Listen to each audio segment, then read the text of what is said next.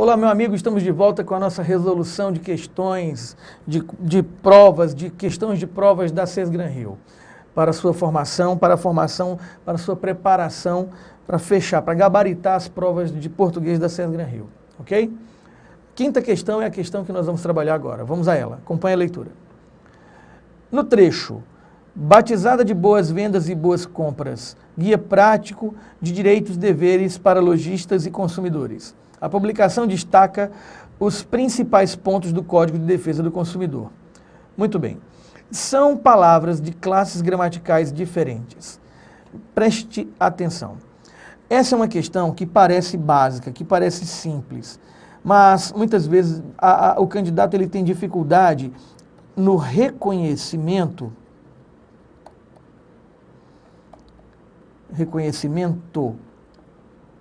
da classe de palavra,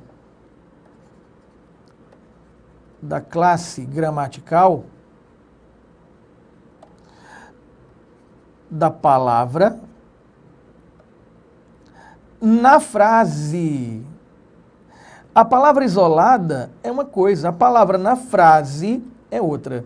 E aí, nesse momento, eu chamo a atenção para uma relação universal,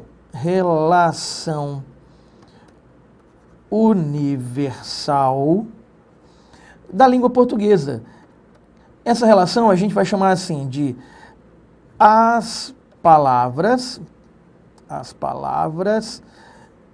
se combinam. É um princípio, na verdade, gramatical, que mostra que estruturalmente quem combina com quem dentro da língua portuguesa, e nós vamos aqui apresentar esse princípio para você. Veja só, o elemento nuclear é o substantivo. Se ele é um elemento nuclear, elementos periféricos. O artigo, por exemplo, é um elemento periférico. O pronome é um elemento periférico. O numeral também. O adjetivo também. Esses elementos, eles se referem a um substantivo, eles combinam com o substantivo em gênero e número. Observe bem, em gênero e número. Quando eu digo livro, eu digo bom. Quando eu digo obra, eu digo boa. Quando eu digo livro, eu digo o. Quando eu digo obra, eu digo a. Se é livro, é meu. Se é obra, é minha. Se é livro, é primeiro. Se é obra, é primeira. Então, o numeral, o adjetivo, o artigo e o pronome combinam com o substantivo pelas desinências de gênero e número. Agora, é possível também encontrar uma outra palavra combinando com o substantivo. Que outra palavra é essa? O verbo. O verbo combina com o substantivo, mas só que não pelas desinências de número e gênero. O verbo combina com o substantivo pelas desinências de pessoa e número. Ok? Eu digo o livro é, eu digo os livros são, eu digo a obra é, as obras são. Então, o número do verbo singular, plural e a pessoa, primeira, segunda ou terceira pessoa, são os elementos que permitem que o verbo combine com o substantivo. Só que o verbo ele é muito danado, ele é capaz de combinar com outro verbo. Como assim, Adeildo? É que às vezes na construção de uma frase, de um período, a conjugação de um verbo manda na conjugação de outro. Quando a gente diz assim, por exemplo, se eu estudo, eu passo. Onde estudar e passar são dois verbos vinculados. Se eu mudar, em vez de dizer estudo, disser, por exemplo, se eu estudasse, o resultado seria dizer eu passaria. Não teria sentido dizer se eu estudasse, eu passo. Ok? Então, isso aqui tem nome, isso se chama correlação verbal. Algumas bancas chamam de articulação entre modos e tempos verbais. Então, um verbo combina com outro verbo. Agora, tem um tipo de palavra que não tem desinência. Ah, só um lembrete. O verbo combina com outro verbo pela desinência modo temporal. Um verbo combina com um substantivo pela desinência número pessoal. Os adjetivos, artigos, pronomes numerais combinam com o substantivo pelas desinências nominais. De quê? De gênero e número. Gênero, lembrando, masculino, feminino, número, singular e plural. Agora, tem uma classe gramatical que não possui desinência, mas ela combina com as que estão aqui. É o advérbio. O advérbio é classe gramatical que combina com adjetivos, com verbos e até com outros advérbios. Então, vamos marcar essas setinhas aqui da seguinte maneira. O advérbio combina com o adjetivo. Ele é estudioso, ele é muito estudioso, intensifica o adjetivo. Ele combina com o verbo. Ele estuda muito, intensifica o verbo. Não é? E intensifica também o advérbio. Quando eu digo ele estuda bem, eu posso dizer ele estuda muito bem, intensificando o advérbio. Então, o que esse esquema ajuda? Em que ele ajuda a gente a entender o reconhecimento de classes gramaticais? É o seguinte, você quer entender ou quer reconhecer a classe gramatical de uma palavra? Verifique com quem a palavra está se relacionando. Verificar com quem a palavra se relaciona. Nesse momento você descobre tanto a classe de uma quanto a classe da outra.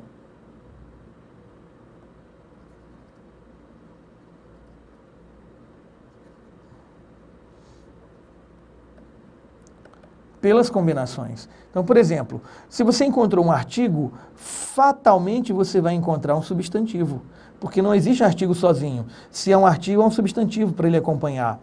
Se você encontra um adjetivo, fatalmente você vai encontrar um substantivo, porque adjetivos não existem sozinhos. Eles têm que se referir, eles têm que acompanhar a um substantivo. Dessa forma você consegue entender, pelos fluxos das setas, quem combina com quem. Voltando para a questão, olha o que acontece. A palavra vendas, boas vendas, veja, a palavra boas é um qualificador, é um adjetivo que combina com a palavra vendas, que só pode ser um substantivo. A palavra compras, boas, é um adjetivo, combinando com a palavra compras, que só pode ser um substantivo. E a pergunta é o quê? Classes gramaticais diferentes e não iguais. Então, a letra A está dispensada. Agora, veja, prático e principais. Guia prático. A palavra prático se refere a guia. Guia é um substantivo. E prático, um qualificador do guia, um adjetivo. Principais. Aqui, veja. Principais se refere à palavra pontos. Pontos é um substantivo. Principais só pode ser um qualificador, um adjetivo.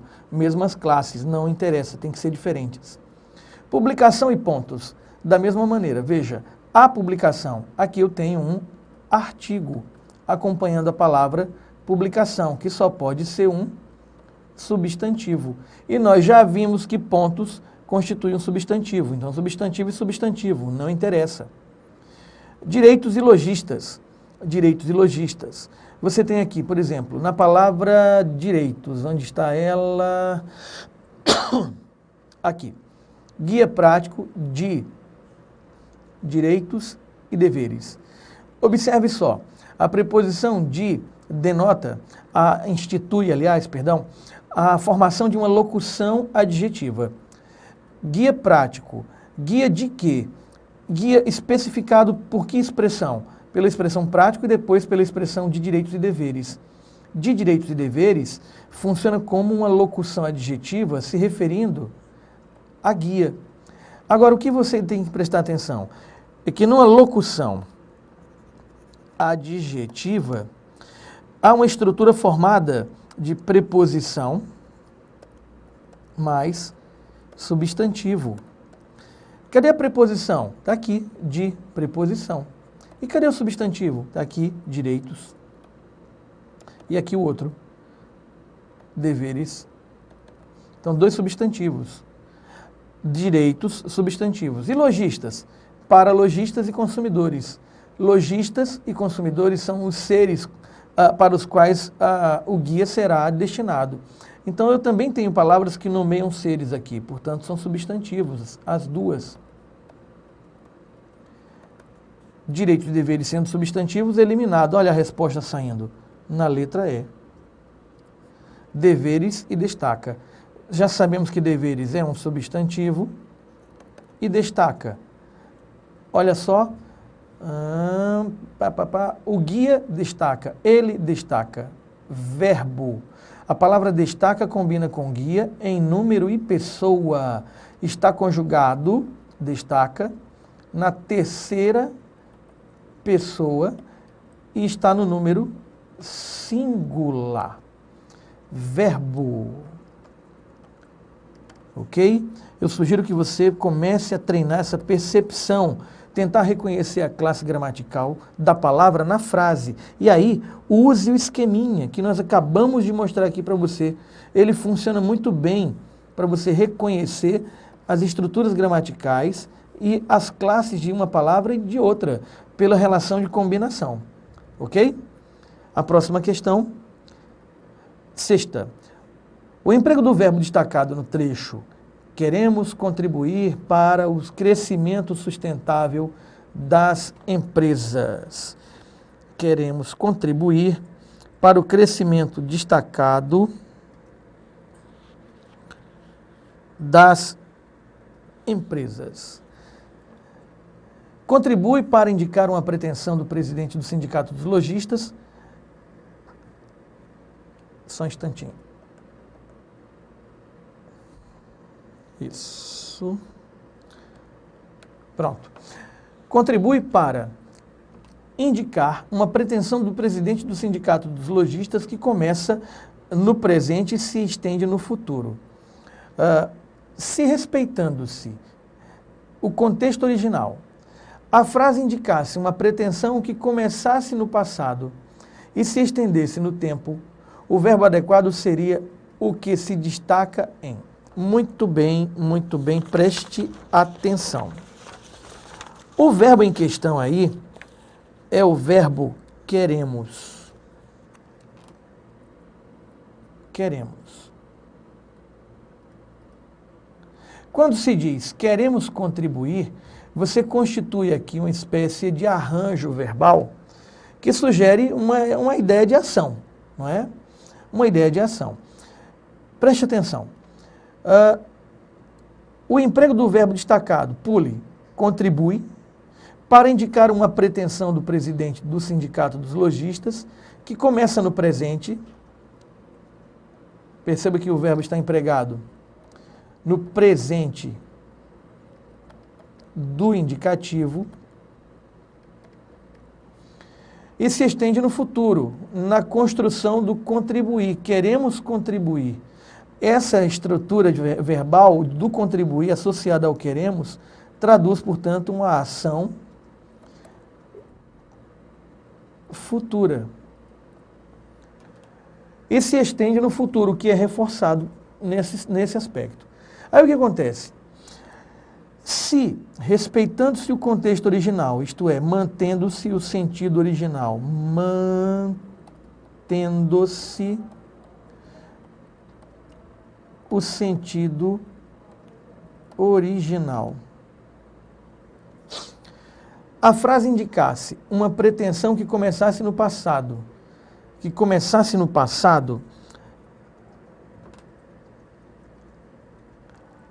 e que se estendesse no tempo.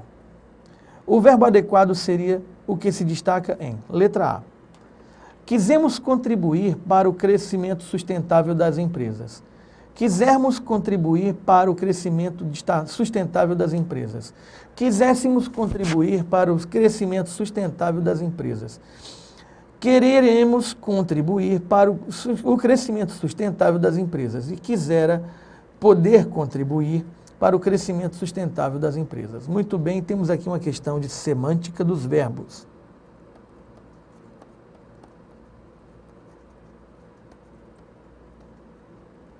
A Cés Granrio gosta de trabalhar com esse tipo de perspectiva do verbo. Preste atenção. Quisemos é um verbo que está conjugado no pretérito. Pretérito perfeito, do modo indicativo. Quisermos é um verbo que está conjugado no futuro do subjuntivo. Quiséssemos é um verbo que está conjugado no pretérito imperfeito do subjuntivo. Quereremos é um verbo que está conjugado no futuro do presente do modo indicativo. E quisera é um verbo que está conjugado no pretérito mais que perfeito do modo indicativo. O que cada tempo verbal desse sugere, não é? Por exemplo, o pretérito perfeito sugere uma ação passada, um passado recente em relação ao momento presente.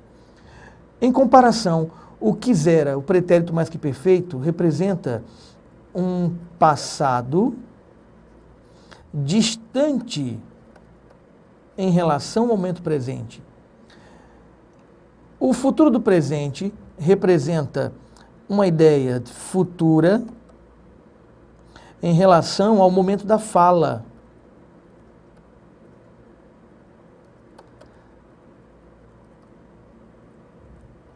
Momento da fala.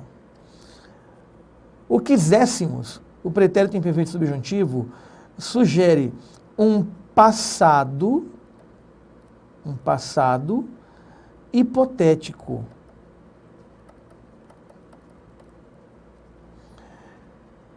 E o quisermos é uma ação futura, já que é subjuntivo, futuro, mas é um futuro também hipotético.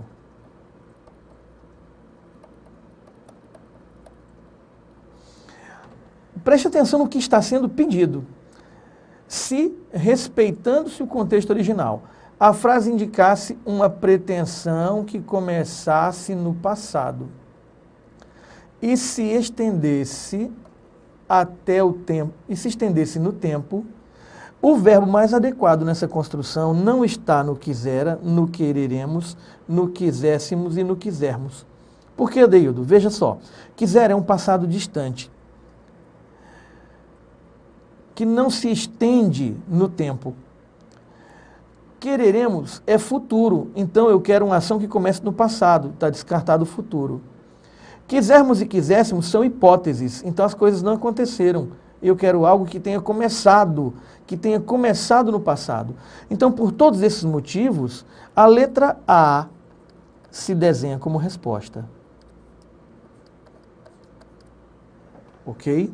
Então é uma questão um pouco travada, por quê? Porque abordar a semântica dos verbos não é uma coisa comum. Geralmente as pessoas conjugam o verbo, geralmente as pessoas veem as regências verbais, elas veem as características de conjugação dos verbos regulares e irregulares, mas não há uma preocupação em tentar reconhecer o que o verbo quer dizer com aquele tempo e modo. Então, quando alguém sugere uma análise nessa perspectiva, causa estranheza e essa estranheza vem acompanhada das dificuldades. Dê uma olhada com frequência na ideia da semântica dos verbos. Só para entender isso melhor, vamos abrir aqui uma tela para explicar uma coisa. Olha, por exemplo, imagine uma linha do tempo dividida entre presente, passado e futuro. Entenda o presente como sendo o momento da fala. O momento da fala. Então, se eu quero designar coisas que acontecem no momento da fala, eu emprego o verbo no presente do indicativo. Se eu quiser dizer que alguma coisa aconteceu num passado, aí a referência é a seguinte: num passado recente. Passado recente. Eu coloco o verbo no pretérito perfeito do modo indicativo. Se eu quiser dizer que a coisa aconteceu num passado distante, num passado remoto, eu coloco o verbo no pretérito mais que perfeito, também do modo indicativo. Se eu quiser dizer que alguma coisa aconteceu em relação ao momento da fala no futuro, só tem um futuro. É o futuro do presente. Por isso mesmo, em relação ao momento da fala. Agora imagine o seguinte, tudo isso que foi colocado aqui, inclusive o futuro do presente, é do modo indicativo. Esses elementos todos, já que são do modo indicativo, convém lembrar que o modo indicativo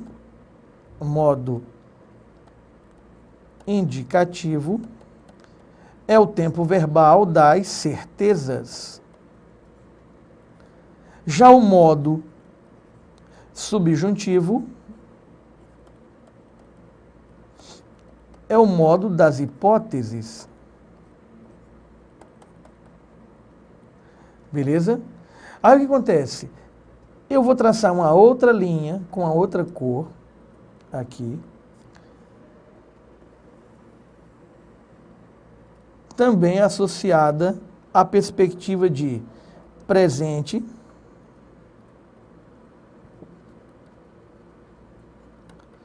passado e futuro. Só que na perspectiva do modo subjuntivo. Como assim do modo subjuntivo? Ele não é hipotético? Então imagine o seguinte, imagine que a coisa tivesse ocorrido no passado, ela não ocorreu. Imagine que tivesse ocorrido no passado. E aí, o que acontece? Nesse momento você vai trabalhar com um passado hipotético. Qual é o passado hipotético em relação ao momento da fala? É o pretérito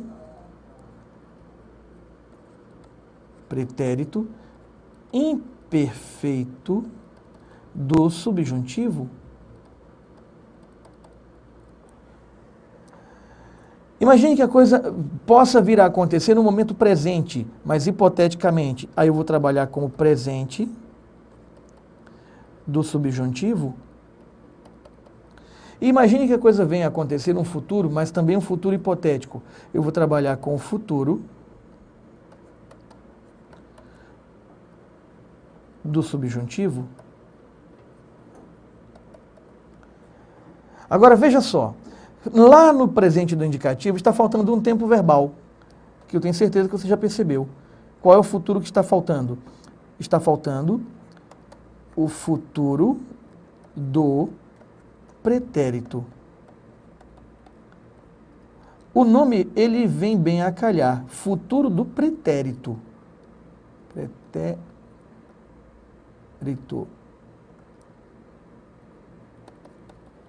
Preste atenção. Se é um futuro do passado, é um futuro de que passado? É um futuro do passado, olha só o pulo do gato aqui, ó. Hipotético. Você diz assim, observe essa frase. Olha só, você diz, se eu estudasse pretérito imperfeito do subjuntivo, passaria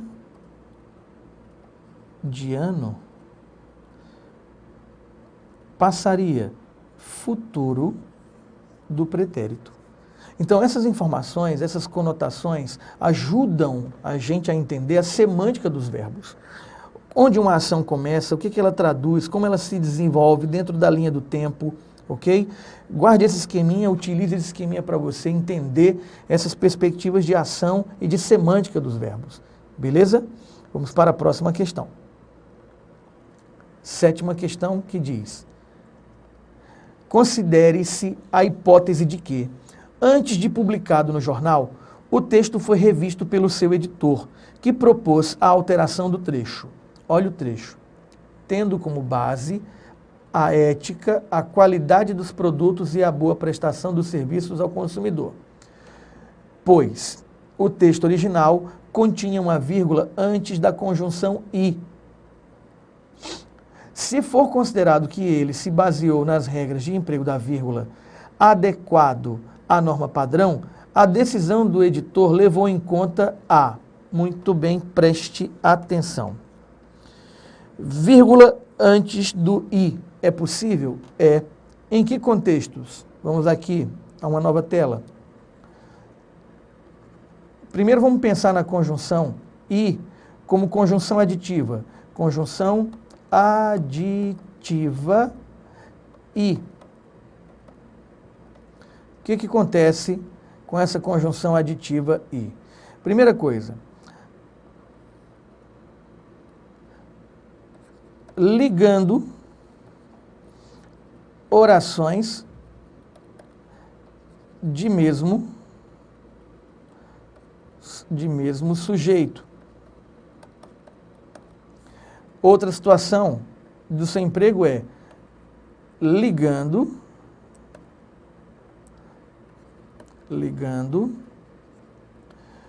orações de sujeitos diferentes. Outra situação é ligando o último termo de uma enumeração. E por último, ligando orações no polissíndeto. Muito bem. São empregos da conjunção aditiva aí. Isso tem a ver com vírgula? Tem. Você vai entender agora. Veja só.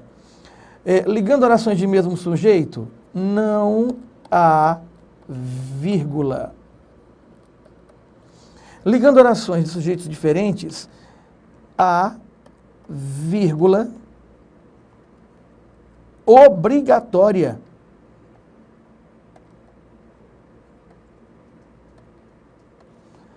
Meu amigo, se você achava que ou era i ou era vírgula, olha essa situação aqui.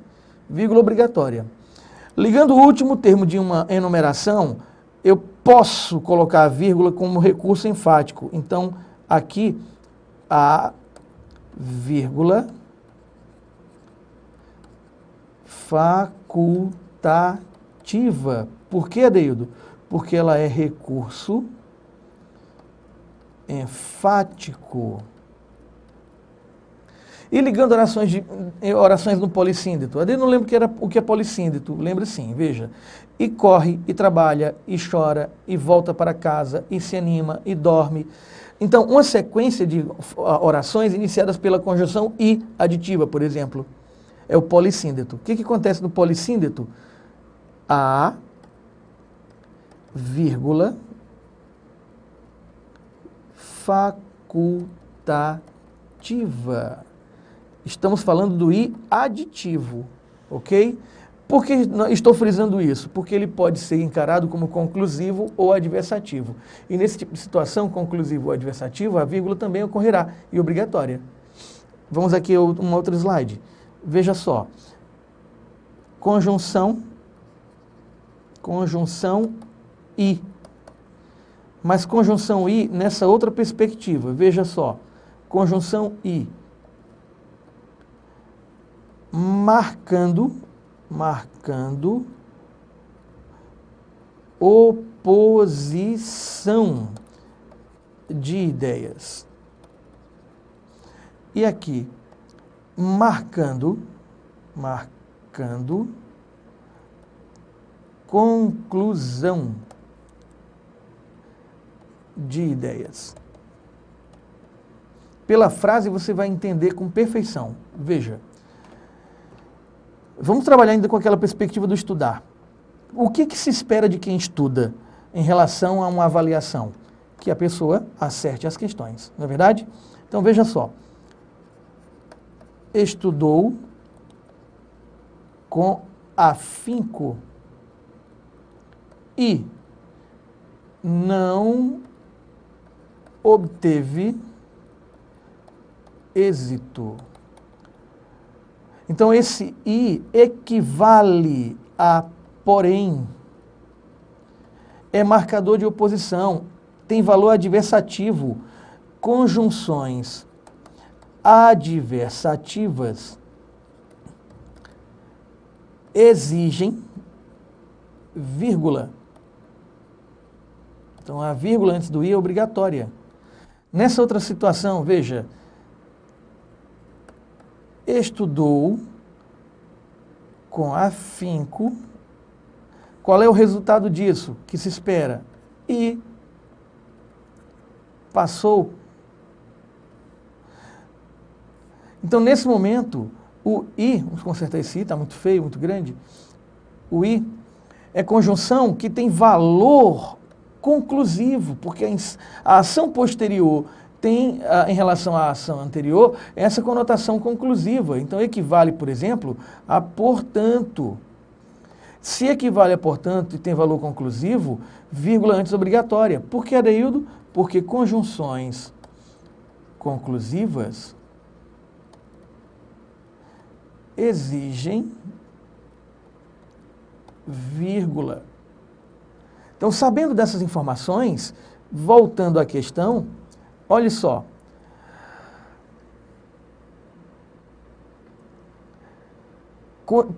Pois o texto original continha uma vírgula antes da conjunção i. Se for considerado que ele, o autor, se baseou nas regras de emprego da vírgula adequada à norma padrão, a decisão do editor levou em conta, letra A, a proibição de colocar a vírgula antes da conjunção i.